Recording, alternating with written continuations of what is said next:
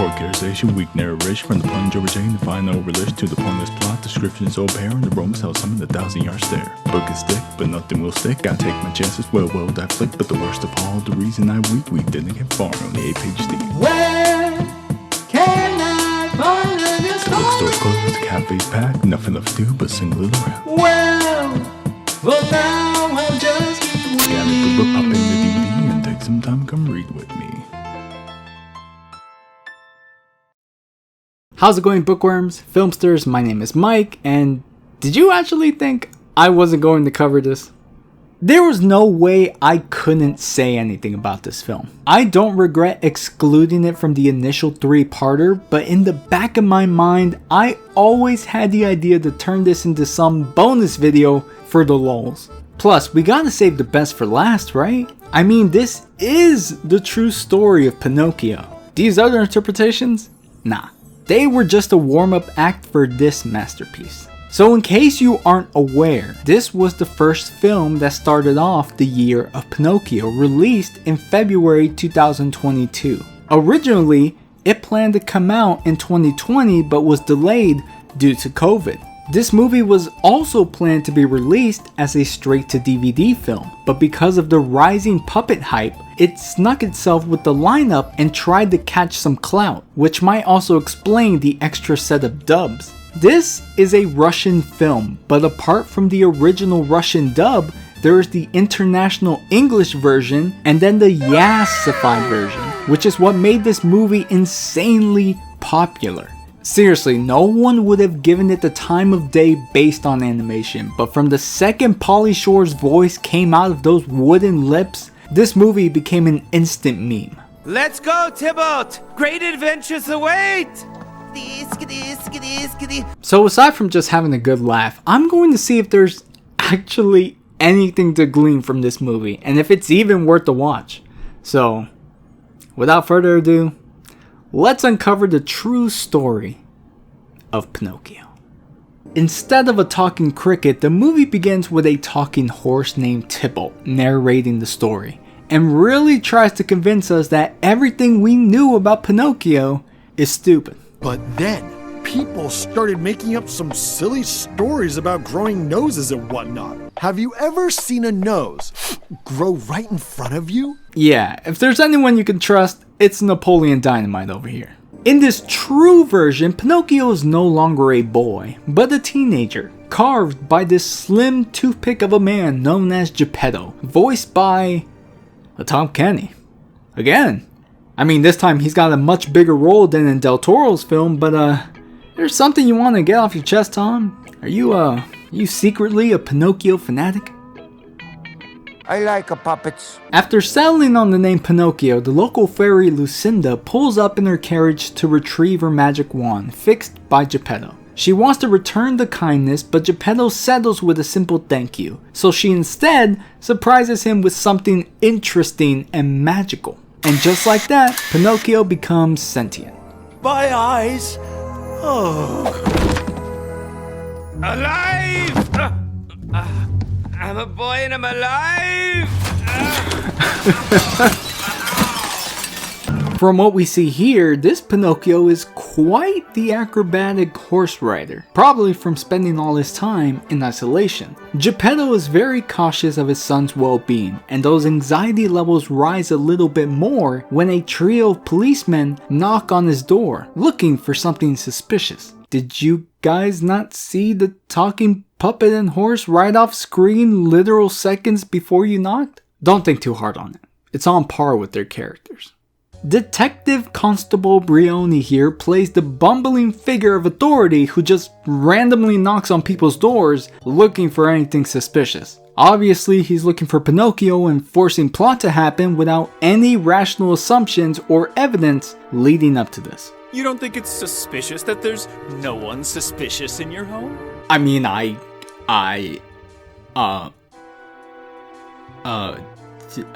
what? Geppetto makes the scene more suspicious when Brioni decides to check out the farm, but a convenient gunshot goes off in the distance and becomes the center of attention. Pinocchio and Tybalt are in the clear, but then start to question when he can go off and leave on his own. Father, tell me, when can I leave to be on my own? I've got the whole world to see. I want to meet other people. Geppetto reassures him that when the time is right, he can go. But another set of gunshots pop off and Pinocchio goes off anyways with Tybalt to investigate. The next scene shows these gunshots coming from a nearby circus camp, where a meeting is being held between the Mangiafuco, the fox, and this trigger-happy cat. I am not kidding. This cat cannot keep his paws off the handle. It's like it's glued to his hand. He can't get through any scene or train of thought without finding some way to include his gun. How about this? I will shoot the audience, and the fox will be catching the bullets with his teeth. Coming up with poor ideas for their next performance, the cat shoots in frustration and knocks off the perfect pine cone from its branch, scaring a horse to run away with the Mangiafuco's blue-haired daughter Bella stuck in the carriage. Pinocchio and Tybalt are nearby and see the carriage heading straight for yet another fatal cliff in these stories. They go in to rescue her while the carnies make the obvious decision stupidly harder. Don't worry! Jump off the carriage! Don't jump, Bella! You can break your leg! So do I jump or not? A leg injury or my life? Choices, choices, choices. Also, this might be a wild stretch, but the conversation was floating around a similar situation in the original story when Pinocchio was a circus donkey and broke his leg on the first performance, not being able to perform ever again. Thankfully, Pinocchio arrives in time to save the indecisive Bella by taming the horse and riding it to safety. She wants to thank him, but the cat's got this covered. Mamma mia! A wooden boy! Oh, so that was the true story of Pinocchio. A lot shorter than what I predicted, but at least I could say I think I'm okay. Of course, this shouldn't be a surprise to anyone because, as he's established earlier, he is made of High quality materials. Little did we know that material was titanium wood because there is not a single scratch on him or his clothes. First fire powers, then immortality, and now bulletproof? I'm convinced this year Pinocchio was just to show off some super puppets. Also, I like how this movie represents Italy by just having the character say Mamma Mia every now and again. Mamma mia! The Mangiafuco catches up and sees the potential of Pinocchio's horse riding talents and wooden complexion, offering him to join the circus. He tempts both of them with the promise of traveling the world and becoming a talent agent? But Pinocchio needs to speak with Geppetto first. The wood carver is reluctant at first, but eventually lets Pinocchio go and see the world. Let's go, Tybalt! Great adventures await! Oh, the real problem with this movie is that we only hear this majestic sound once. One more for good measure. So now Pinocchio joins up with the circus and is prepared to perform after the fox and cat, who actually does something crazy that I can't even wrap my head around and doesn't receive the applause it deserves.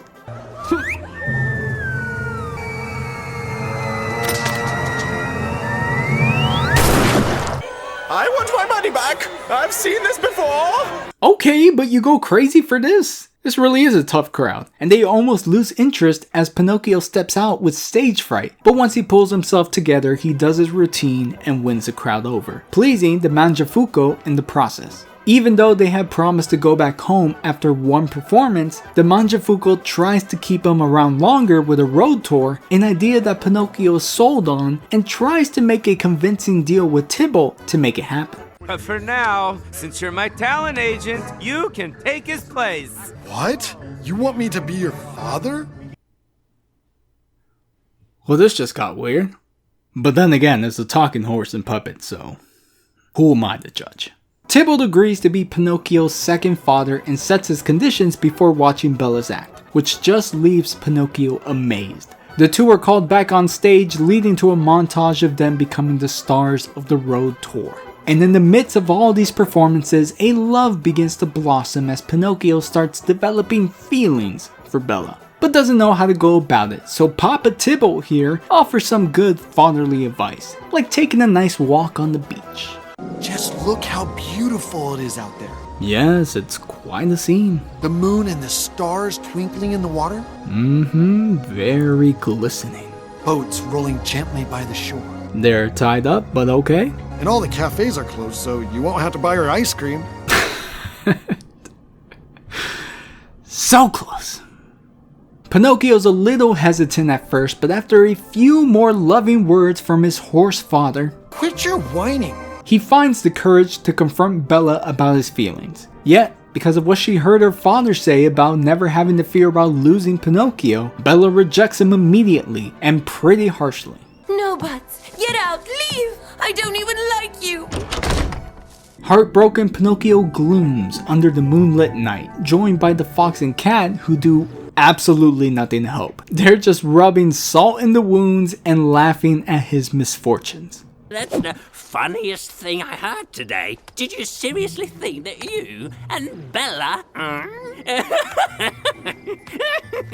They implant the idea that Bella rejected him because he's a puppet, and he confides in Tybalt that he just wants to be normal. One of the clowns chime in saying that there's a fairy living in the woods who could probably help with her powerful magic. Despite the rumors of evil spirits haunting the mountain pass, Pinocchio decides to go with the help of his reluctant horse. The cat and fox were also listening, more focused on the fact that Pinocchio has 5 gold coins, which is actually in reference to the original amount from Collodi's novel, given to him by the Mangiafuoco after being released from his puppet prison.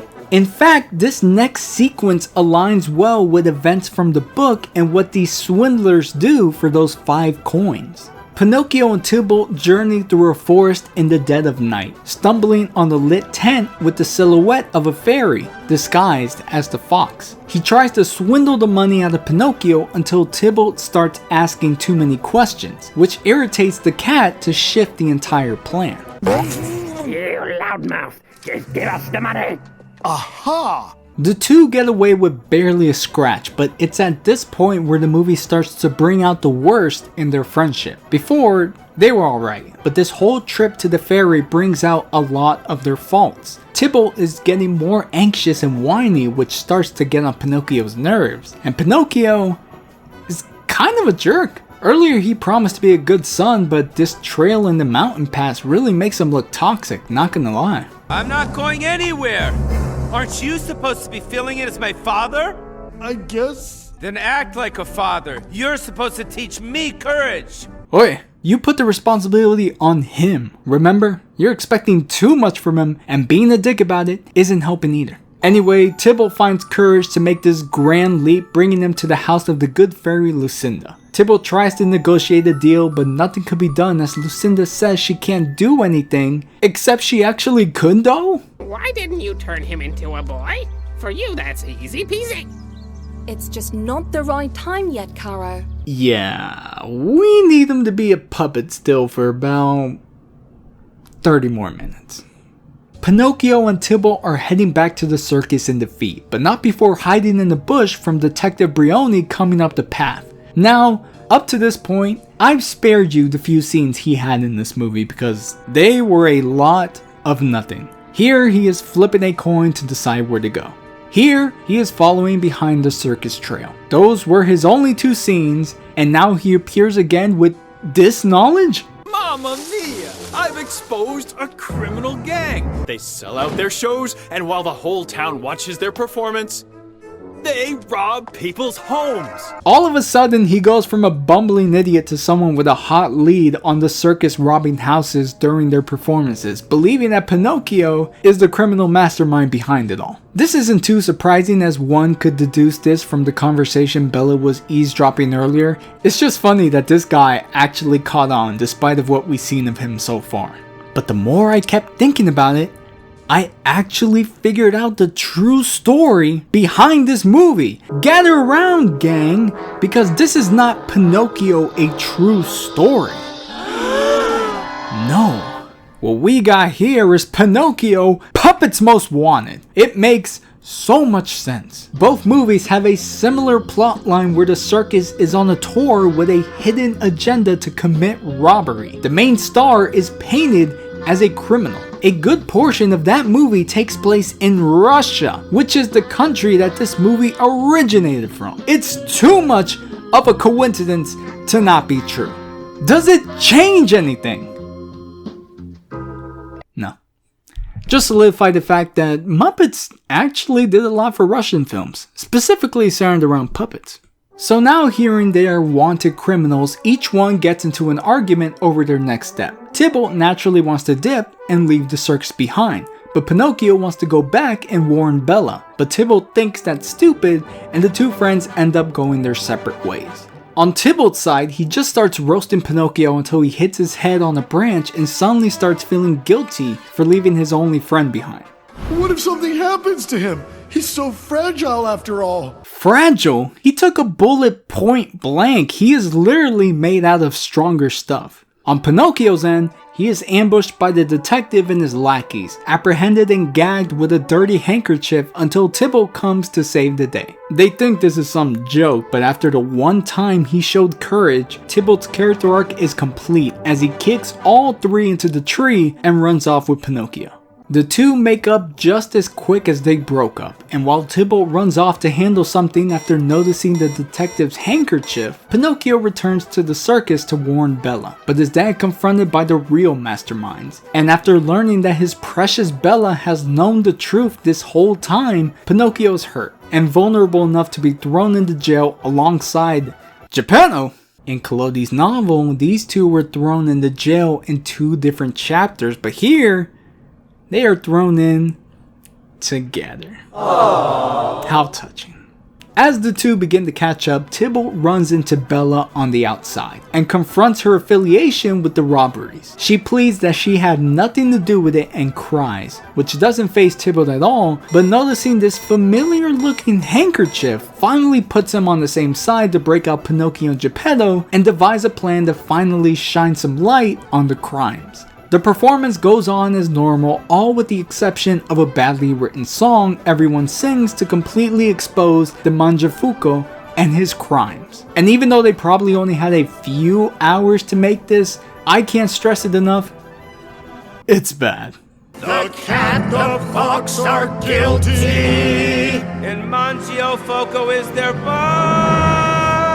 However, the song does its job and reveals the truth, turning the whole crowd against the real criminals. Detective Brioni and the twin lackeys arrive at the scene, allowing way too much time for the Mangiafuoco to express his anger and cause a circus fire. But with all that time he could have ran, he got himself caught. The cat decides that this is the perfect time to create a hostage situation, but the first sign of debris leaves him running, abandoning Bella in the ring of fire. Pinocchio quickly thinks on his feet and finds a way to save her. Pinocchio! Hold on!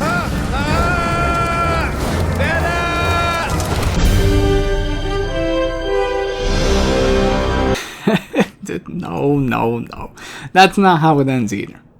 Tybalt braves the fire and jumps in to save Pinocchio, but it seems like it was all for naught. Everyone cries for the puppet, even Bella. And with a drop of her tear, are we really doing this again? Are you serious? How is this even possible? It was cheesy before, but at least that made sense. Are you telling me she's magic now? Is Lucinda her mama?